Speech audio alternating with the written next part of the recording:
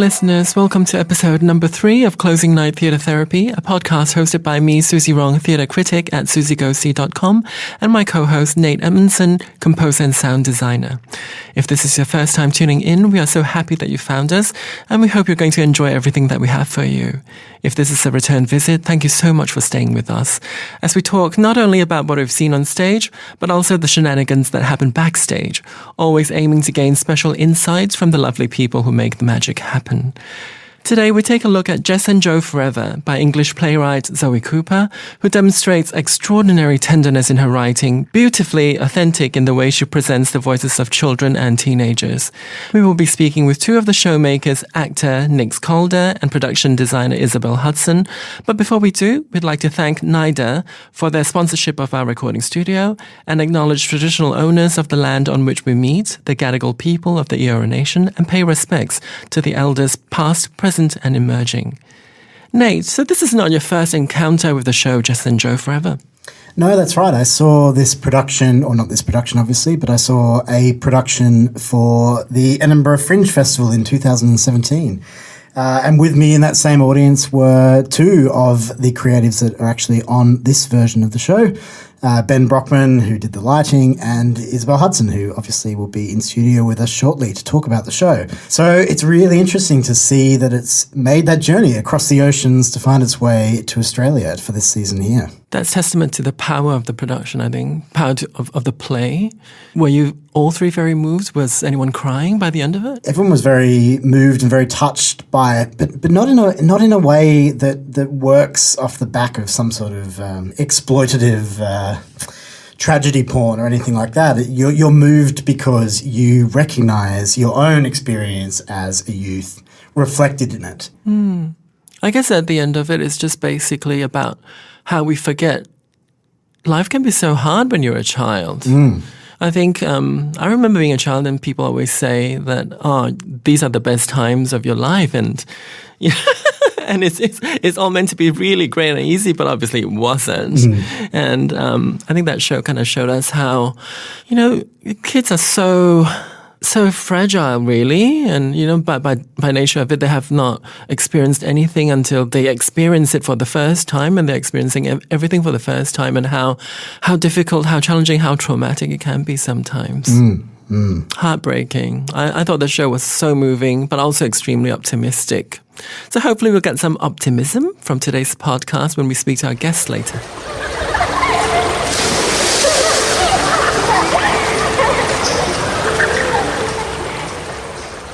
Today's guests have impressed the hell out of everyone, I think. They've just completed Jess Joe Forever at 25A, downstairs at the Belvoir Street Theatre. A bittersweet story about two children finding a way to recount seminal events of their young lives in the belief that putting on a show is going to find them a way to come to terms with some very big challenges that life has dealt them. Hello, Nick Calder. Hello, Isabel Hudson. My question is, does making art help you tame the demons in your mind? Wow, okay. That's how we're starting today. Yeah. Does making art help tame the demons in my mind? Yeah. I think so. I mean, for me, I find art and art making and theatre making in particular to be quite cathartic in lots of ways. I mean, I think demon is a bit strong, but I quite, when I can connect with material, I find it an excellent way to have a fresh emotional journey on events that may have otherwise been set in stone for my entire life. So especially in the case of Jess Joe, because my childhood was absolutely miserable and did not have any points of light in it whatsoever. It was really enjoyable to connect in with such a childlike experience and sort of relive a childhood, so to speak, that did have these really bright moments in it and had this real center of hope and just a sense that things were going to work out for the best in the end, no matter what. I found that, obviously I'm still aware that that's not my childhood, but it's really nice to be able to have something else or a different possibility. And it in part reflects, I think, the somewhat improved conditions for young queer kids in today's society, because, my childhood was, I would have been 15 years ago, I was such a miserable child that But this show really has helped me be like, okay, so not everyone's childhood is completely miserable, and now I have a better frame of reference or perspective onto why you can be an outcast but still have friends, still have an inline to a future and a possibility. So looking at Joe's story helped you sort of rewrite your history a bit, do you think? Yeah, it helped me just gain a healthier perspective on my own past, because I mean, there were exercises that I did in drama school that were like, let's go back to your childlike self. And I would always be like, no, big red button. And genuinely would have so much emotional response to that I would just leave the room, that I would not be able to deal with it. I'm like, I can't deal with that particular version of myself, or that past version that I no longer connect to and I no longer relate to. And it's such a bed of trauma that I feel like I'm trying to walk away from.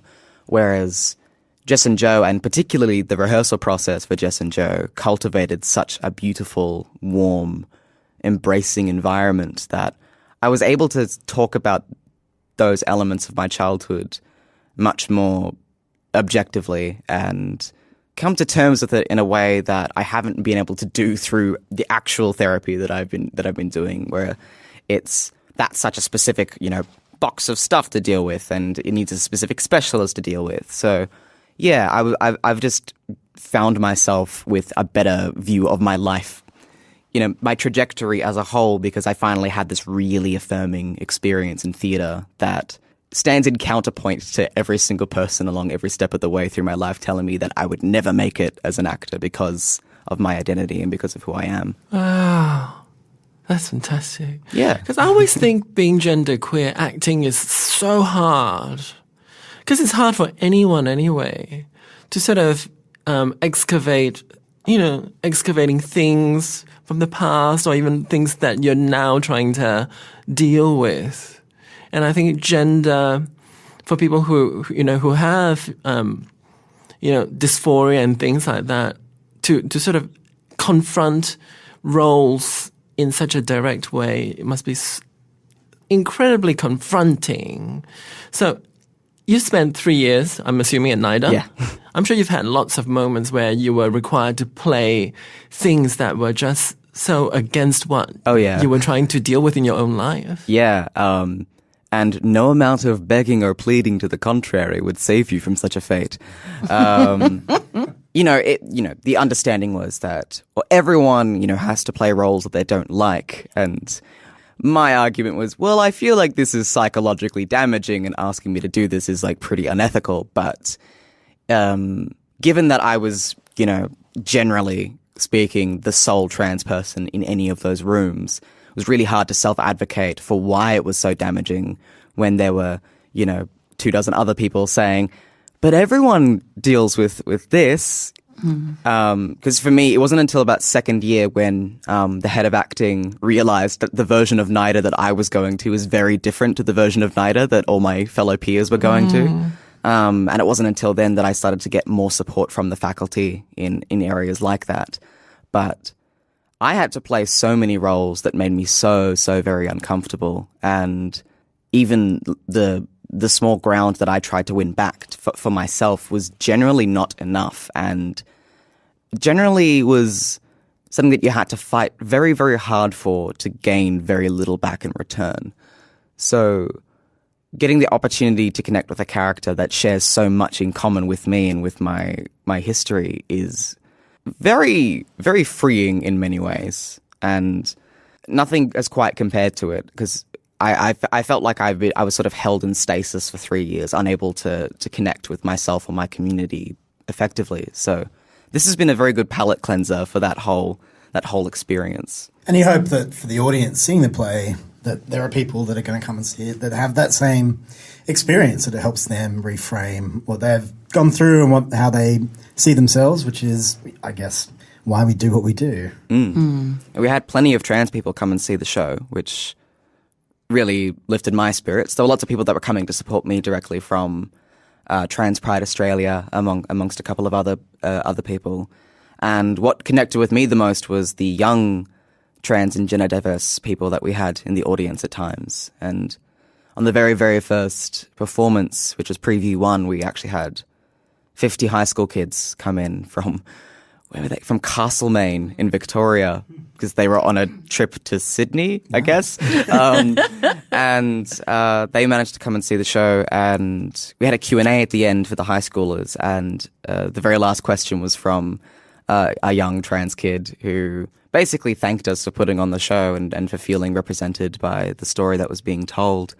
And for me, that was a real full circle moment, because I've always felt, well, if I saw a play like this when I was, 13, 14, that would have changed my world. That would have made a massive impact on my life and would have helped put words to things that took me another 8 to 10 years to really figure out properly for myself. So yeah, it's been intensely rewarding to see it connect with people of all backgrounds. But for me personally, to see people from my background and my community connect with it has just been the most affirming experience. When you said that you had trans people in the audience, I'm wondering if that's because they knew you were in the show? Because obviously you can't really promote the show and tell everyone what the show's about. So how did they know to make their way there? In the case of, because I'm a member of like several closed groups that are for, trans people, or for trans allies, in particular Trans Pride Australia. And, I talked this over quite, lengthily with Sean and with Gus about how, because I was like, I would like to promote this. Obviously, I don't want this to be banner headline of every single advert for the show, because that aspect of, the identity and exploration and self in the play works a lot better when the audience is able to connect with Joe as a human being first and foremost before they come to understand that fact. But in the case of these LGBT plus oriented groups that I was a part of, it was accepted that was a better way to put that forward. And I know in my case, because it was hinted to me by Sean originally that one of the characters was trans. And I remember when I was reading, because I was invited by Sean to do a reading. And Sean is the director. Yeah, Sean Rennie is the director. He invited me to do a reading in July last year, and it genuinely took me until like scene 3 or scene 4 to actually understand what was going on, because I was told there was a trans character in this. Well, that's the beauty of the play, I guess. It presents this character as a human being, as a regular person that is unremarkable in that regard, and holds off on that information, which is why it's so strong. It's nice to see a play that can tackle that issue without having to foreground it and make it the kind of central theme of it, I suppose. It's almost like an incidental piece of information for a large part of the play, and a piece of information that you don't necessarily even come to understand as an audience member, which I think is what makes that special. Writing special.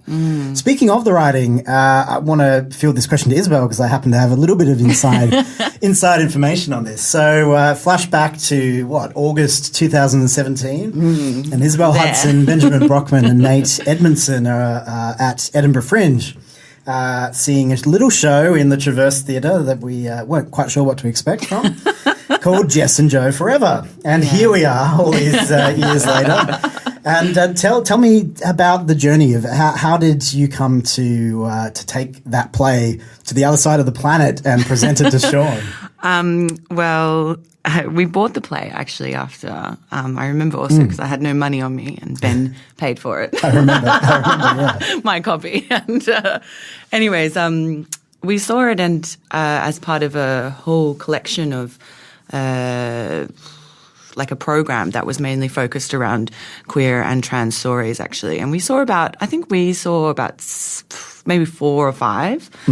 And it's something that you just touched on before, where most of those stories were very grounded in sort of a particular, explorational voice of that. And this particular story came off as probably the only one that had a really positive kind of message through it. And I thought to myself that I feel like as well with queer theatre, there's not enough that is like looking at people and being like, it's okay to be gay and have a happy ending. Like I feel like a lot of the queer characters end up, in this sort of dark place. So that was one of the, the really draw cards for me. because I often feel like that. And but yeah, so we saw that and thought it was really, really beautiful. I remember thinking I didn't really like the design at all, actually. Well, there wasn't much to it, was there? I guess that's the product of doing a fringe piece where you've got to rotate through shows. And so, yeah. But I remember thinking, gosh, like, what a beautiful play that could sing through all of that, actually, without any, like, really could be done with nothing. Like, it doesn't actually really need that much, to be honest. But, and then I've worked with Sean before a few times now, and we've had, many wines and many discussions about what we love about theatre. And I think also we, especially Sean, he really loves things with heart. That's how he kind of talks about pieces that he's drawn to. And I think with this also play, like, there's a lot of joy just even in the type of story making it is. And I think that's also another, like, really interesting, like, what I'm interested in exploring as well. And so, so I gave it to him to read, and I was sort of just like a bit nonchalant about it. And I was like, just read this, And then the next thing I know, he's organised a reading. Turn up to the reading. I was like, oh, great, this is great. And then we were like, oh, no one will want to put on this little play, anyway. And, and so they then submitted it to 25A, and now we're here closing night. And you closed last night, is it? Last night, Yes. yeah. Wow, very, very fresh. So who actually submitted it to 25A? Sean did, yeah. Right. Yeah. And then we brought Gus on because Gus, again, has worked with both of us. And Gus Murray? Yeah, Gus Murray, yes. And he's a beautiful human being, but also an amazing producer. And we just thought it'd be good to have him around, and it was very good to have him around. Very good choice. It was a great choice. The amount of people in the foyer that mentioned that they were there because Gus brought it up, I was like, Gus is very good at his job. Gus can hustle. Yeah. So is this how it happens in the independent industry of people just handing scripts around talking about plays that they wish that they were going to make? Is that how programming happens? It can. I think this one was very much it's something that I was like, I want to see. So that's why I was like, read this. Maybe we can put it. It's interesting because Edinburgh Fringe is it's like a window into what the hot plays of the next couple of years are going to be. And interestingly, upstairs at Belvoir, whilst you guys were playing, we've got a show also featured at Edinburgh Fringe from the same year, Every Brilliant Thing. Same venue. And there's been quite a few, there's been quite a few that have gone around from that period. It's interesting, and you see them programmed to go, oh, I saw that a couple of years ago, and you realise, it's maybe got its finger on the pulse of a zeitgeist, I guess, that's coming up, and that particular Fringe, I guess, had the unofficial theme of being about gender identity, and there were a lot of plays, as you said, that we saw that focus on that, and it's interesting to see that slowly trickling down into the rest of the world, into Australia now. Do you remember what year that was that you were in Edinburgh? Yeah, 2017. Yeah. Oh. Yeah. So it's just like less than 2 years ago. Yeah. And they were still doing these sort of queer anguish porn. I'm so tired of that. Yeah. Well, look, to be fair, there were also some fabulous pieces like Jess and Joe and others that really put a different spin on it, I suppose, and explored it in a way that wasn't exploitative and wasn't, just kind of sorrow porn. Yeah. So tell us about how you approached the design for this production. I actually did this very differently. Normally, I'm a big fan of, like sort of the, model box. I do a lot of my designs mainly in the models. Like for one project I'm working on now, I'm up to my 6th model. Yeah, normally I work in the model quite a lot. And for this particular show, though, decided to do no visualizations, actually. And really, I remember I was painting something in the Griffin store for some reason. Actually, it must have been when I was working at ATYP, and I was just sort of wandering around, and I knew that we were doing this play. And anyway, I saw a swing set, and I was like, it was like a tiny one. Like, it wasn't, and looked at it, and I was like, oh. And it reminded me so much of, like, when I was a kid, like a teenager, really like hang out and, tell stories. And it sort of just captures a lot of the nostalgia and and also freedom, I think, like the sort of swinging nature of it. Yeah. I always feel really relaxed. And again, it has so much joy attached to it. So proceeded to be like, okay, I've got to go find a swing set. Decided I saw one in Tamworth. It was like for $50. And I was like, Gus and Sean, we're going to go on a road trip.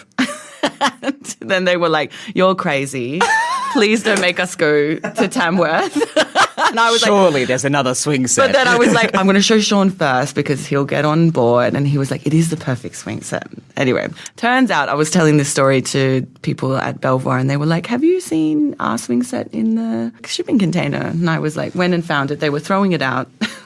But yeah, the design kind of was much more developmental, like in that way. Like we kind of were sort of piecing it together for a long time. So even the chalk line idea at the back, those little images came, probably like 3 days before tech, really. You know, it was just an idea. I sat and watched a run, and I tend to do this a lot though, where I bring a book and I'll just draw. And it's not even like, sometimes I just find that helpful, or even in a meeting I'll do that. And I don't know what I'm really drawing. It's just an instinctual thing. And I was drawing these little kind of tree images, and then I was like, oh, this would actually make real sense for bringing us. And again, because the chalk line, even though it's lovely, but for me it was about bringing, I think, the people into the show and trying to do that. Like I was constantly trying to think of a way to do that more, because I feel like with this show particularly, you want the audience to feel at home, or, you know, safe, or surrounded by the story. Do you feel like that sort of design process where you can experiment and it is organic, it isn't something that has to be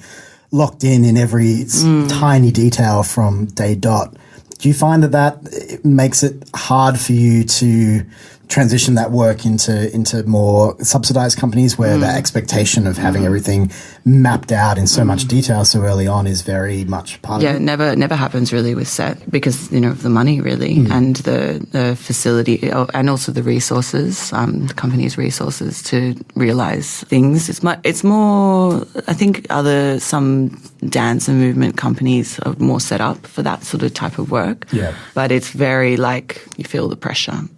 What would you say was the budget for the set for Jess and Joe Forever? Well, with 25A, you have a limit on what you can spend on the show, like as part of the deal. So you can only spend $1,500 on the marketing, set, and costumes, which is a very. I was lucky because I did the design before as well, and because I have a relationship with Belvoir, it became quite easy to sort of for example, the floor is the same floor from Tuesday, just repainted, and we had to have that to protect the venue floor because of the sand and the milk. But then I could split the costs between the two shows. So to put that into perspective, what would be the kind of budget that you'd be working with on an independent show of that sort of caliber at another venue or for another producing company? Normally it's about, $3 or $4 grand for this. That's a very small show. It changes depending on what venue. It's really how many seats are in the venue though that dictate that. You mentioned the naturalism of it. I want to ask, how do you think the naturalism came into the production?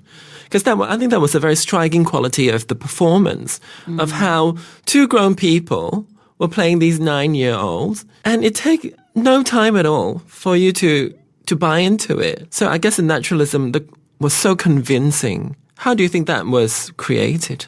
I think that the text is very skillfully written in many ways. So I was discussing this with someone in the foyer last night, where the play is comprised of several layers that themselves are very simple and easy to understand and easy to latch into. But it's the layering of those simple things that makes the show feel so whole and makes it's so easy to connect into. So Julia and I are both, Julia Robertson, my co-star, and I are both 28 years old. So the challenge of playing 15-year-olds who are then sort of playing their 9-year-old selves and then aging themselves up to the present day was very, very interesting.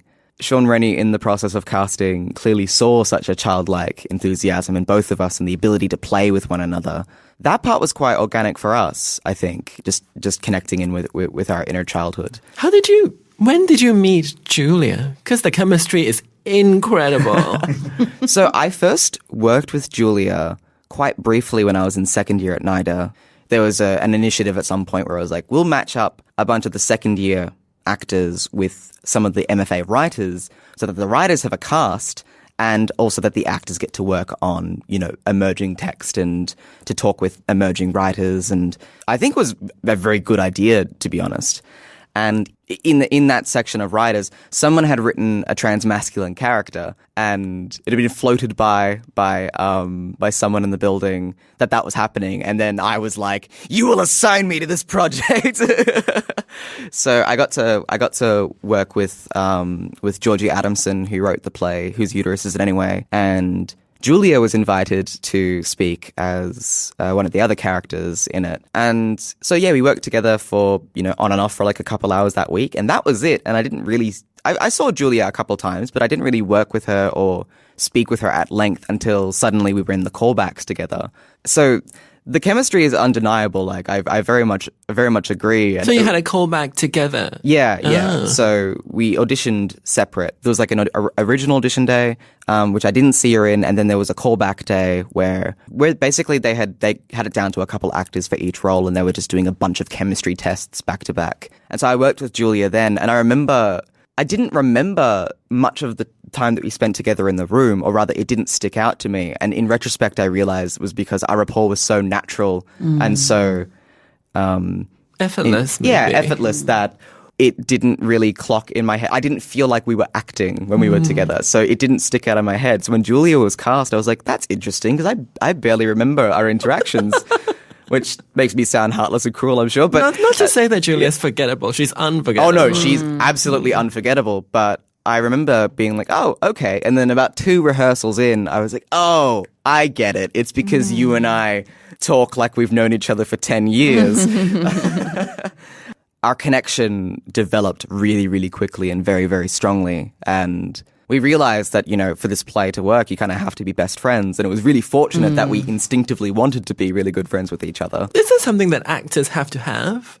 Like, whichever project you walk into, you just gotta want to love everybody. It's easy at times to exist purely in your own world, I suppose. But theatre really isn't about that, you know? Like, even when you're doing a one-person show, the audience and what the audience is feeling and how you're affecting the audience is much more important than how you affect yourself. That's not really what people pay to see. Who taught you that? Did you come to that realization? I don't feel like anyone would have taught an actor that. I'm sure that I've had several mentors over the years that have helped me come to certain realizations like that. I wouldn't call it the mainstream acting training approach where, it's like, yeah, but what are your given circumstances? What did you do 5 minutes before the scene? Yeah. Like, what are you thinking about, to do after the scene? Where for me, the only thing that really works is, what is this right now, right here between us? I don't care what happened 5 minutes ago, unless that's what the text is specifically dealing with. How I wish there was a sequel to this show, because you want to know. You do want to know, yeah. You want to know what happens between Jess and Joe after they've gone through this sort of first period of youth,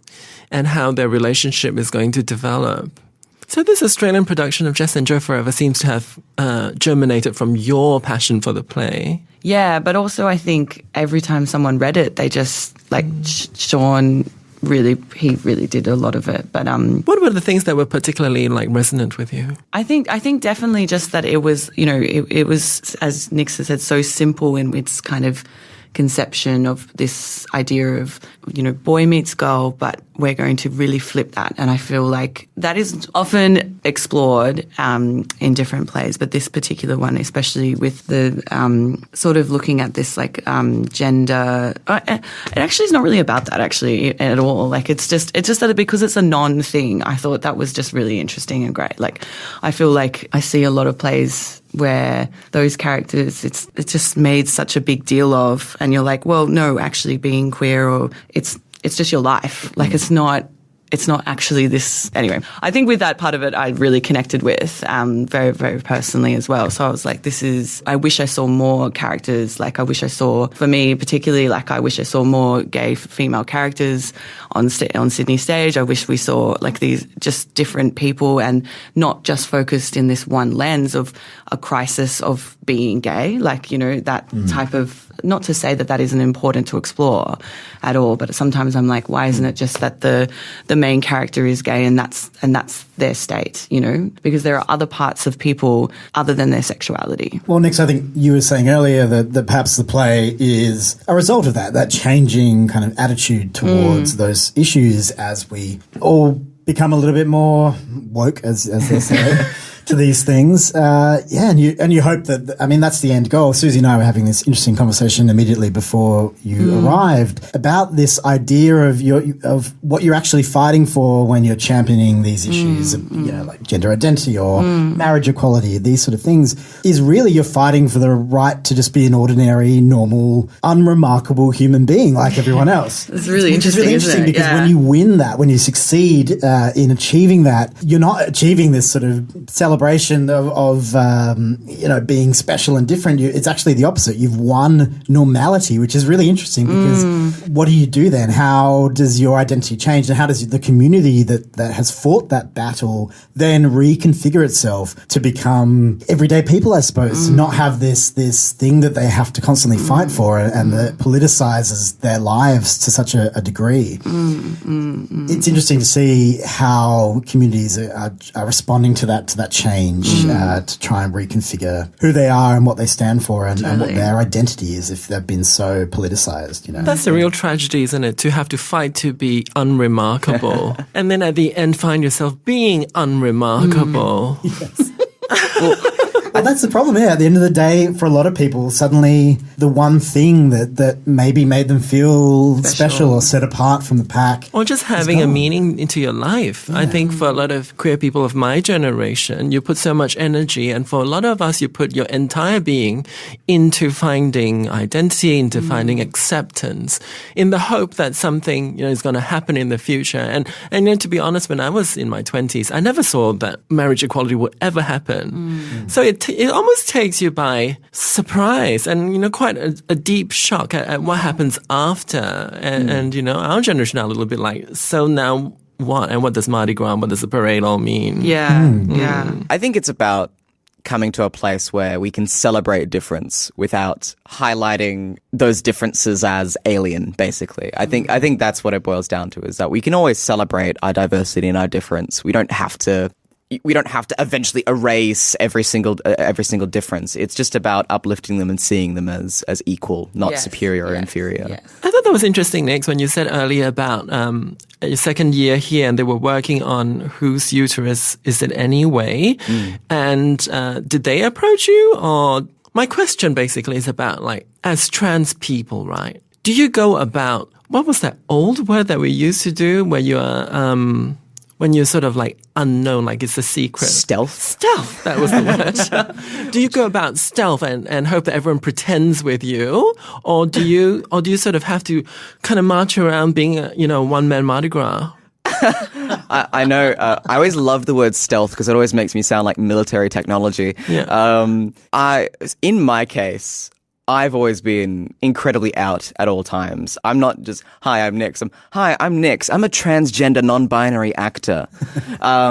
Because for me, it was so important to front and center that. And I've built a lot of my identity around the fact that that's an immutable part of me, that's always going to be such a core of my identity that you can't refuse or ignore it, because that was my primary survival mechanism for getting through the industry for the first 4 to 5 years. Because otherwise it's, how do I cover up all of this?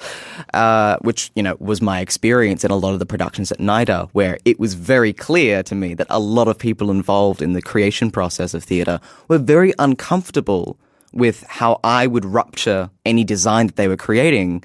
I particularly lean towards the production of The Removalists that I was cast in. That was, without a doubt, the most traumatic theatrical experience of my life. And how every step of the way in that show was trying to find ways to cover up and mask who I was. So I've always been very uncompromising in, this is me, this is who I am. I changed my name to a 3-letter word that represents a Greek deity, and it's incredibly punchy. And, you know, I bleached my hair, and I did all these things to visibly code myself as queer at all times. And I don't make any efforts to hide it whatsoever. So I want people to know that I'm a trans person in the world, in the industry, walking around. And while I'm very comfortable playing roles that aren't inherently written for a trans person, I invite people, if they want to cast me, to say, but how does that influence, spoken or unspoken, the relationship between me and that character? Like, it changes the dynamic in some way, in the sense that if the audience is aware, it might change the dynamic of certain lines in the play or like certain physicality in the play. And I think it's better to lean into that and to lean into why an individual playing a role creates difference to what maybe the writer originally specifically intended, in good ways, in exciting, in creative ways. It's why two different people playing the same role will be completely different in that role. Then this leads to an interesting question I've been thinking about. I think a lot of people have been thinking about this phrase, toxic masculinity, that everyone's talking about at the moment. And I think trans people have a special understanding of that. And I would imagine trans masculine people would have a very valuable insight into that. And you must deal with that in your performance of cisgender male characters.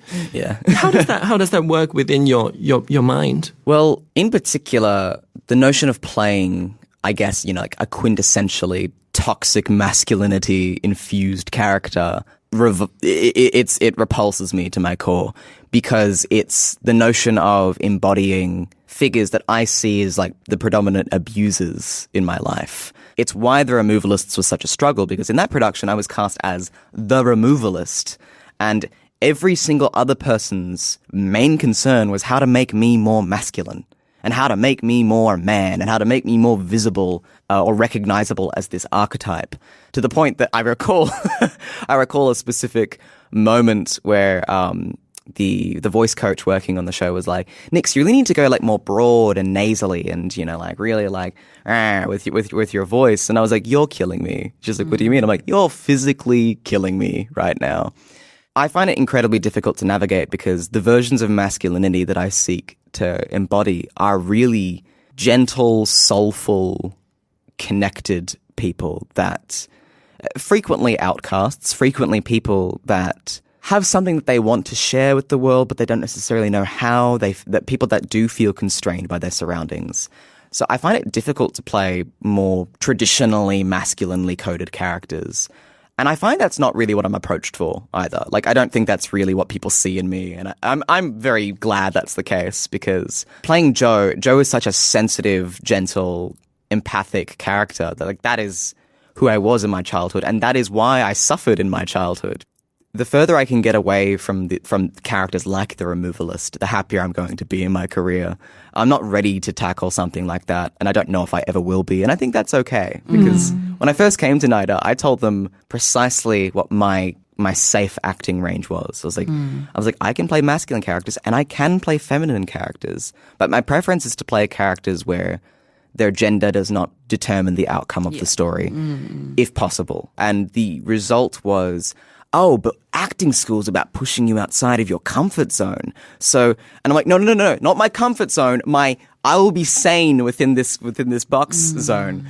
And that was something that I could not, for whatever reason, communicate to I think your people. performance in Jess and Joe Forever is evidence to that you don't actually have to go completely crazy in your training to actually be a really good actor. Yeah.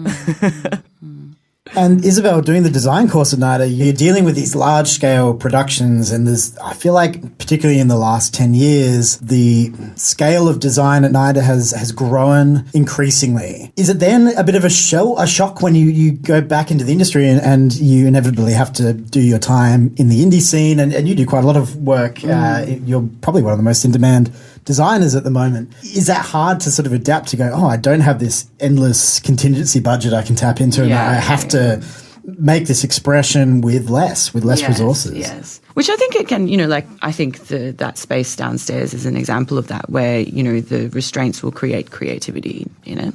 I think sometimes it's incredibly difficult, and the expectations of independent theatre, because there is not very much room in main stage for the, all the artists is increasing as well. Like we're creating more huger independent shows.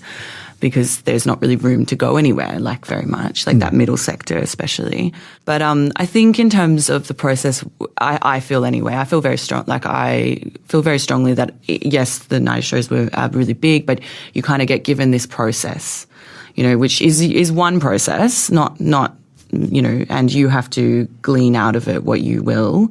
But it means that you can adapt that, I think, to any type of show, which is what I kind of have done. But at the same time, of course, like it's a huge shock. Like learning how much money things are is like, oh my God, paint costs $200 for 10 liters.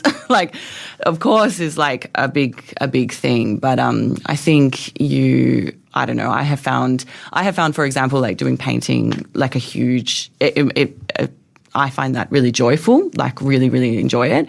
I also just like for the first time in 4 years and working with a scenic artist and was like, this is also amazing. But it's like each time I think you can find things in the process that are great, but at the same time, some things do kill you. Yes. So for most of our listeners and indeed most of the audiences that are going to see theatre in Sydney, they're engaging with the production very much from its end point. Yeah. And their connection is largely with the actors and with directors and with writers whose work is, I guess, the most physical, obvious on stage. You're the first designer we've had on the show, and I'd love it if you could just give our listeners an insight into what the process is as a designer. What is, and I know this is a big question, big question, but to give us, I guess, a bite-sized look at what it is that you go through as a designer on a production like this, and what your process is. Yeah, a lot of design anxiety. That's one thing. Even just thinking about Susie's question earlier, I was like, "There's a yes and no to that about the demon and art." It's a similar thing. It's actually very lone in a weird way. I think being especially, I think any designer, but just from my point of view, because you're not really in the rehearsal room. You're very separated. You do it a lot, very in advance, especially set design, like specifically. Costume design has, I think, a different timeline and process. But you sort of start very early, like some projects start a year in advance or some, months in advance before anyone's cast, before other people are working on it. And so you sort of just start and you read the play and you're like, okay, what is this? I don't know. But for me, I tend to read the play once and I don't read any stage directions. And then I sort of just ignore them or black them out sometimes. And then I'll come back and do a second reading and then read all of that and do a sort of a breakdown and be like, okay, these are the things that are, we need to do. And then I spend a long time just going away and percolating and trying to and talking with the director. Sometimes I even just get the director to talk to me about why they want to do this play. And spend a lot of time listening to try and finally get to something where I go, oh, that's it. That's the little gem that you just said, and that for me will turn into what I call a design concept. And anyway, so after that, I'll kind of go away and I'll do a sketch model or a rendering or something that's like, this is what the sort of idea is. But a lot as I grow, I think the more and more I'm just doing models, like very much so, and very tactilely, like very much like director will come to my studio, we'll rip up pieces of paper, we'll spray paint the model box, and I like doing it also there with them. I feel like engaging that way in a really tactile way is really great because it also leads to their ownership of the design, which I think is really important, and them understanding, because I think that's sometimes also what happens, especially in sort of bringing that process together, is that if you go away as the designer and then come back, you can't, and sort of pitch this idea, it's almost like they can't direct onto it because they don't understand why you've made all these decisions, especially in abstract design, or non-naturalist design where the door is there and the window is there. It's like, I don't actually understand what this means, which is also a lot of the work that I do. So after doing all the model, you go again, and then you're like, oh, I've got this crazy idea. Then the company has to be like, yes, crazy designer, what are you doing? And that actually is really interesting, like with especially the group of designers I went through NIDA with, we talk often about design anxiety. And I get it at one particular, like one of my most nervous stages of the whole process is when I have to deliver a presentation to the company. And like on the first day of rehearsals, I find that the most, like I've got one tomorrow and I'm like, oh my God. And it's because everyone sort of has these expectations of what the design is or what the play is.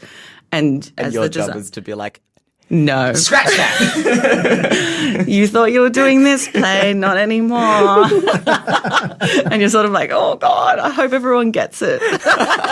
And I hope I'm articulate enough to explain this process that has been going on for a year really succinctly in 10 minutes.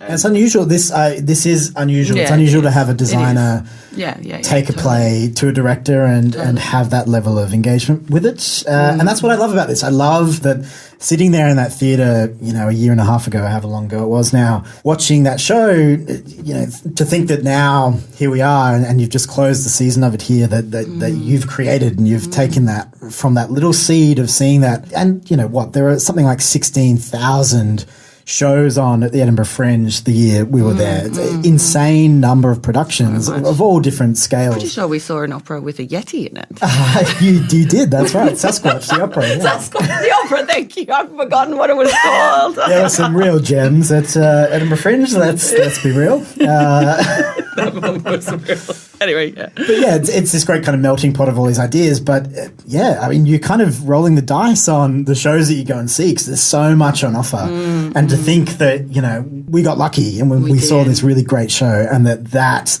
germinated this idea that has resulted in this season that has hopefully made a difference to people. We've heard from Nix, of course, and you've had that experience interacting with audience members who have been affected by it and touched by it. Yeah. It's kind of crazy to think that that's the end point of this incidental choice that you made all that time ago. It's crazy, but I think it just shows like that. It's the same. Like every time I gave this play or Sean took it and read it, and it's just the story is just so beautiful, and I think that's what everyone came out and was saying. I think you just can't help but be touched by it. So I think it's a real testament to the writing of the play and just how human it is. The whole thing, it's felt like a very precious thing that has been discovered and has been passed around and shared with people, and that everyone has seen how beautiful it is.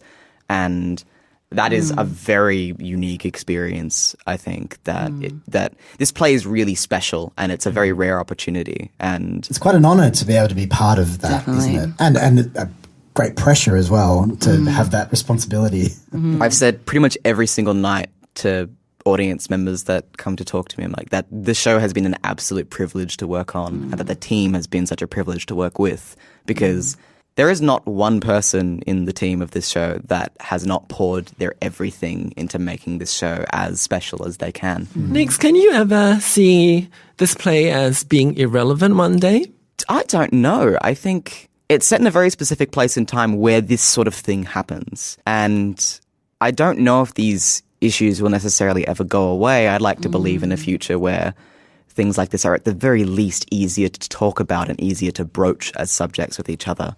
But the trauma of adolescence is a shared experience for everyone. And you've either gone through it or you're going through it or you're about to go through it. I don't think that anyone, like Sean Rennie has said this many, many times, is that nobody escapes adolescence unscathed. And it may be to different degrees, it may be speak to different elements of who you are or what you went through. But everyone has felt loneliness, everyone has felt pain, everyone has felt isolation, and hopefully everyone has or will feel connection in spite of those things. I ask this question because we're in this age where people are starting to talk about non-binary, right? And then I think more interesting for me is how people having children, some people, not many, some people thinking, what does this mean? And how does this relate to how I'm going to bring up my child? And then when they speak with, non-binary trans people, and we kind of give them a bit more understanding of gender experience. And then some of them are sort of quite committed to the idea that, gender is something that my child figures out for themselves rather than me deciding for them.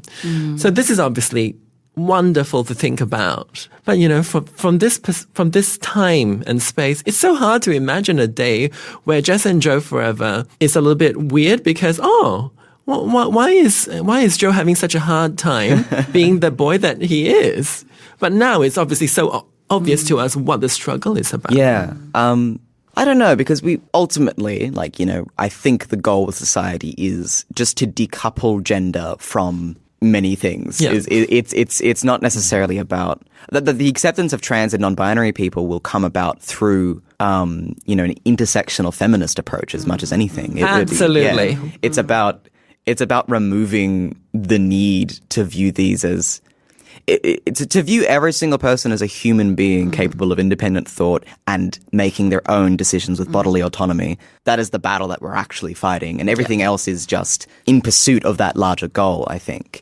And obviously there are really specific issues that need to be discussed and fought over in the here and now for some more immediate justice and some more immediate equality and equity. But ultimately, I think that's the goal. It's not necessarily having to completely degender raising a child, but it's just about giving everyone the education needed from the young age that you might not be 100% what I or the world or anyone else has told you who you are, and you are the ultimate arbiter in your own personal truth. And it's okay to change your mind. It's okay to experiment. It's okay to go to a few different places.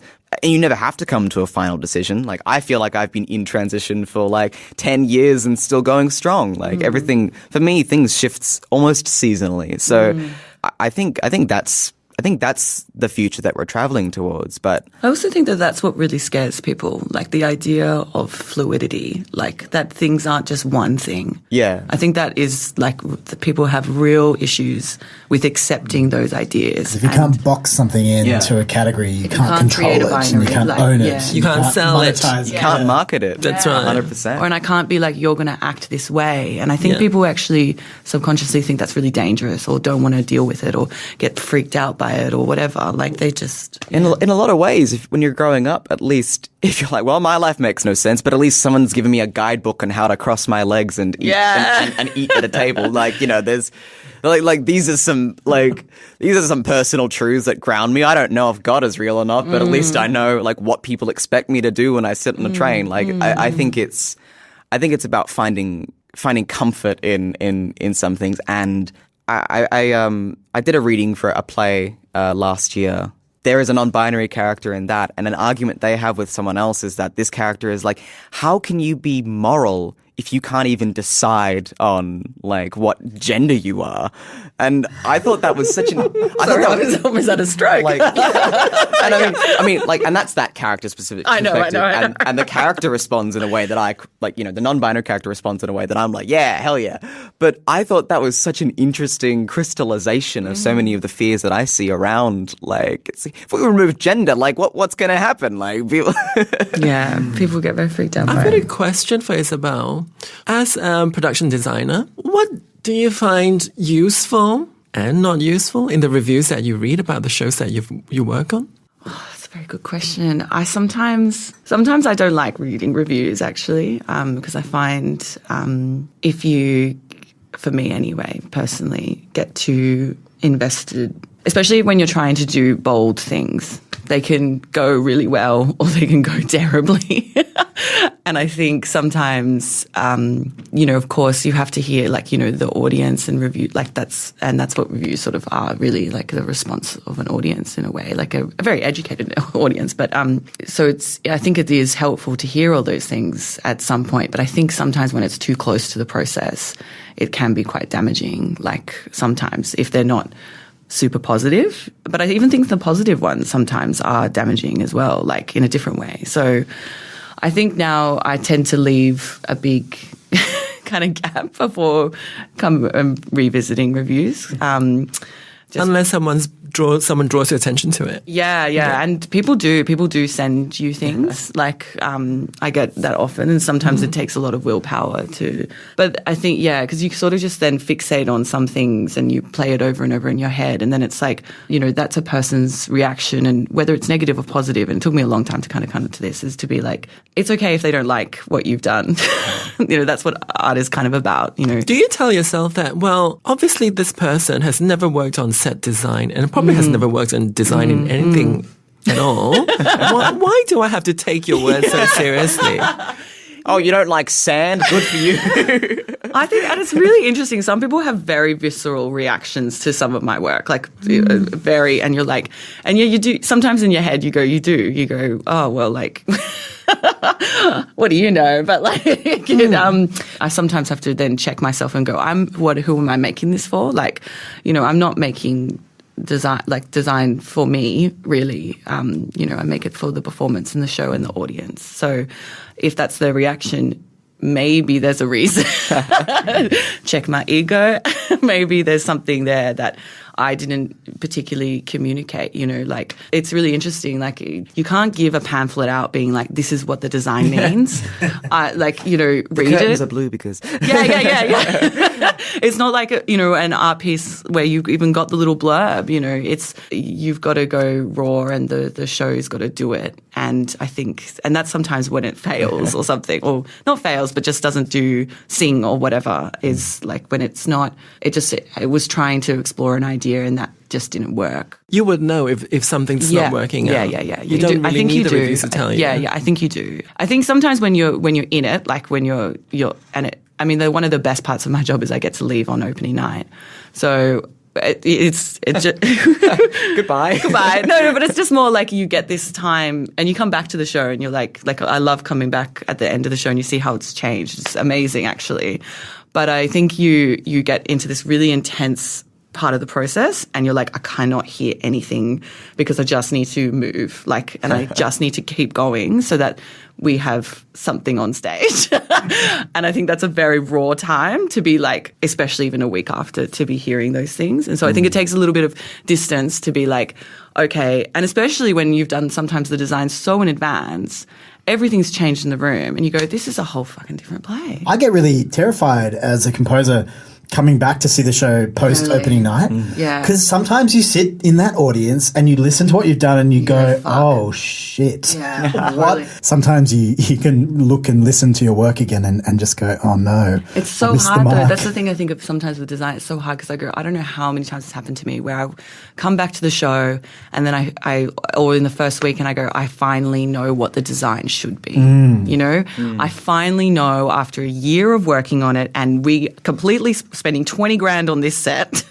going, I now know it should be this. And that it's very hard to be like, to feel that. Like I think that's when often you go, I know what the reviews will say because it's like I got to hear instead of getting to there. And I think that just because of the process, you just sometimes go, well, that's, as you say, you've got to design in our particular, in theatre, you design into a context, a time frame. And money. in independent theatre, of course, your ambitions are limited by your resources and by your time. How many people can lift a flat? Yeah. I think a testament to not just Isabel's design, but everyone's design is the opening moment of the play, which, to those that haven't seen it, is the first 5 to 10 minutes while the audience is getting seated, is the audience walking in and myself and Julia are standing on stage as the cast in character with the lights and the soundtrack that's playing and the water splashes that are happening in the audio and the set and the sand and the swings that I got to see, the face of every single audience member that walked in light up when they saw that world fully realized in front of them for the first time. And, you could see that in people's faces where, they really were like, oh, wow, this is really I'm walking into, a bubble of sunshine. And, it's perfectly frozen in time. And so what's next for you, Isabel? I'm working, tomorrow I've got start rehearsals for When You Boga Yoringa at upstairs Belvoir, and then go into straight afterwards American Psycho at the Hayes as well. So I've done kind of all the designs for that. That starts rehearsal 2 weeks after. And so it'll be very intense for next month. Lordy, give me strength. But yeah. So tell us about the upstairs show. Winyabogo Yoringa is a Indigenous written play, and it is about 6 women returning to country. And who's directing that one? Anthea Williams is directing it. Yes, Anthea. Yeah. She's amazing. So, yeah. And when does that one open? That is a very good question. I know the date of the bump in. I should know the date of opening. What month? A month is fine. May. It's good. Nix hasn't got anything sort of firmly locked in. Yeah, I've got a couple things up in the air at the moment that are all sort of discussed. Like, I'm definitely doing something, but what the actual thing is depends on some responses that I get. And currently I'm writing my own play, which is what I'll probably be working on now that I have a little bit of breathing room. And that aside, I'm also doing some general advocacy work for the trans community. So I recently spoke at My Trans Story at Carriage Works with 7 other trans individuals, across the range of performers, entertainers, and poets, and pretty much all walks of life. Today is actually March 31st, which is Trans Day of Visibility, and so tomorrow I'm doing a panel discussion with IAG. Yeah, I'm working on a play that I'm writing at the moment called Monsters Anonymous, because everyone wants me to write the seminal Australian transgender piece of theatre, and I personally despise that task. I ended up deciding that the middle ground would be to write a play about vampires and use vampirism as an allegory for queer as monster and the trans experience, specifically in relation to grappling with the medical system and my own sort of experience with medical trauma, and also trying to make it an uplifting story as well. But it's I want you to commit to a date for that, for when we can see it. A date to see it. Yes, it sounds amazing. I'm so into it. So I presented an incomplete version of it at Kate Gall's playlist at the Seymour Centre earlier in the year, and it was very well received. But a date? That's not going to happen. Do you think it's happening 2020? I would love it to happen in 2020. Okay. That'd be amazing. 2020 I'd love to shoot for that, yeah. You heard it here first. Yeah, Right. Otherwise, we're coming for you. Sounds so like I would be so into it. You need a designer, babe. I do. I'll be there. Always hustling. You're hired. Sunday morning hustle. Does anyone else have any more to add? I have one thing that has been kicking around, and I said this at My Trans Story. This is a big part of my speech, but this is the condensed version, which is that when I was growing up, one of the reasons why it took me so long to understand why I was different and in what ways I was different, and that those differences were not abnormalities or me being strange, that this was just, a natural occurrence, was because there was no representation of people like me that I was aware of or could access, especially as a child, because we still grapple with the fact that people designate LGBT identity, sexuality, and other issues as adult topics that children should not be able to access, which is insane. So I think that Jess and Joe has really spoken to me in a lot of ways, because these characters are very fully realized children that talk about bodies and sex, and those are issues that they can engage with. And for me, when I was 14, if you Googled transgender, you would find exclusively porn sites and death tolls and scandals, and there was very little in the way of positive representation. And I think that if I had seen a play like this in my youth, that it would have made all the difference in the world to me and cut short 6 years of suffering. So now having the chance to see stories like this represented gives me an immense amount of hope for, in particular, the young trans people that are following after. And I'm looking to nurture, young trans artists as well in my capacity as much as I can in the future. Because until we get as many stories out there as possible into the world, people aren't going to see those as possibilities for themselves. I think that people build their future by engaging with stories that connect with them, that speak to them and resonate with them, that unlock a possibility for them. And they say, actually, maybe that reflects something in me, or maybe that's something that I could do. And even if it is not the story itself, but just seeing an actor who is somewhat like them actually up there doing a story, that's acceptance enough, I think. Thank you, Nick Calder. No worries. Thank you, Isabel Hudson. Thank you. Thank you both. You've been amazing. And I have to say, it's an honor to see the passion and the representation that you bring to theatre and to these larger issues that are so important. It's been a real pleasure hearing you both speak, honestly. Thank you for coming in. Thanks for having us. Thanks for having us. Thank you.